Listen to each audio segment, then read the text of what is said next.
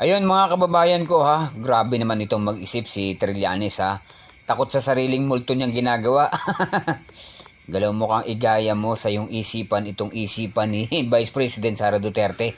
Alam mo kung ikaw ay kikitilin ng buhay ng mga yan o tatanggalin ang buhay mo, maaaring matagal na.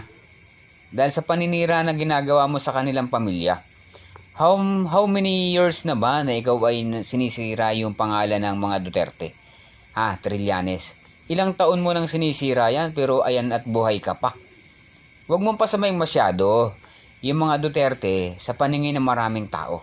Sa totoo lang, Antonio Trillanes, ha, ikaw ay kahul ng kahul kung tutuusin ang isipan mo ay huwag mong ilalagay sa isipan ng iba. Dahil hindi kailanman nagmatch ang isip mo at isipan ng mga tinong tao.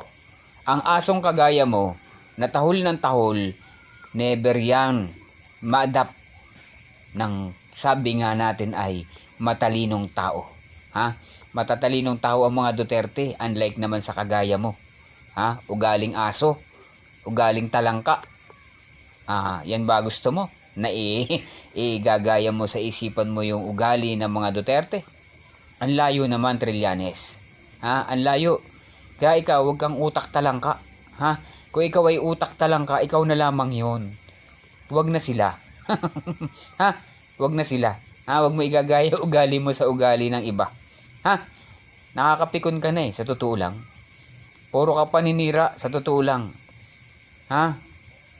Puro ka paninira, sa totoo lang. Kaya ikaw, kung ako sa'yo, magpahinga ka na. Palitan mo na pagmumukha mo, may pera ka naman. Abay, kung ako sa iyo, hindi na ako papakita sa maraming tao. Dahil sa totoo lang, wala ka ng mukha. Wala ka ng totoong mukha na pinakikita sa amin. Ha? Sa totoo lang, mukha na ni Satanas yan nakikita namin sa iyo Ha? Mukha na ni Satanas yan nakikita namin sa iyo, hindi na mukha ng tao yan. Boom!